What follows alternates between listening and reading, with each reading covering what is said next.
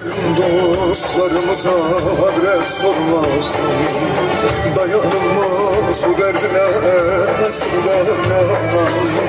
Aklımı başımdan aldım denesin ben.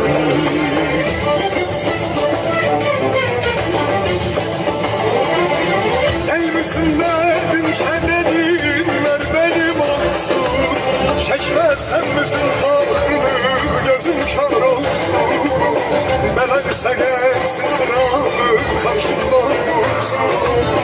Ölümüne seviyorum haberim olsun.